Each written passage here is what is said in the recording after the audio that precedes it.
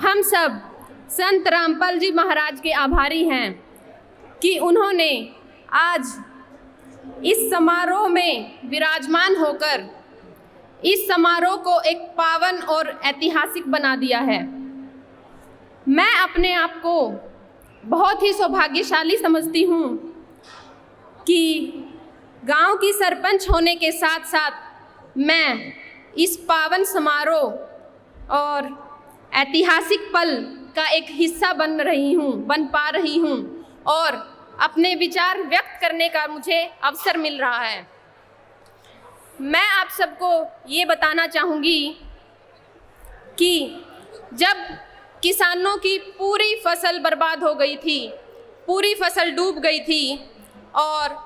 प्रशासन के पास भी इस बाढ़ के प्रबंधन के लिए कोई योजना नहीं थी, ऐसे में किसानों के मसीहा बनकर आए संत रामपाल जी महाराज, जिन्होंने न केवल बाढ़ प्रबंधन के लिए कार्य किया बल्कि मैं तो कहूँगी कि उन्होंने किसानों के रक्षक बनने का कार्य भी किया है। जैसा कि आप सब जानते हैं, किसानी पहले से ही एक घाटे का सौदा है और ऊपर से जब कोई ऐसी आपदा, ऐसी विपदा आ जाए जिसमें न केवल सारी की सारी फसल बर्बाद हो बल्कि आगे बिजाई होने वाली फसलों के संसाधन ही पूरी तरह से नष्ट हो जाएं, ऐसे में एक किसान जो कि अपना जीवन यापन खेती पर निर्भर रहकर करता है,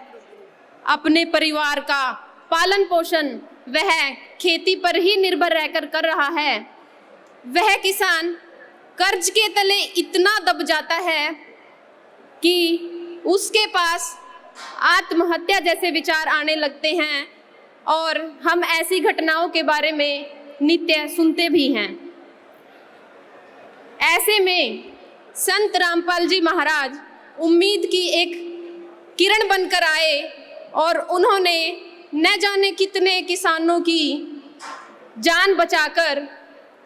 उनके घरों को उजड़ने से बचाया है। न केवल किसान मजदूर बल्कि हमारे अन्नदाता के खेतों पे आश्रित रहने वाले छोटे छोटे जीव जंतु, पशु जो कि हरे चारे के लिए हमारे अन्नदाताओं के खेतों पर आश्रित हैं, अपना पेट भरते हैं, उन सब की रक्षा करने का काम भी संत रामपाल जी महाराज ने किया है। मानवता सबसे बड़ा धर्म है और उन्होंने, मैं तो कहूँगी कि पूरी मानवता के रक्षक बनने का कार्य किया है। संत रामपाल जी महाराज ने अन्नपूर्णा योजना के तहत किसानों को मुफ्त में दवाइयाँ एवं बीज उपलब्ध कराए हैं और वो निरंतर किसानों के उत्थान में कार्य कर रहे हैं।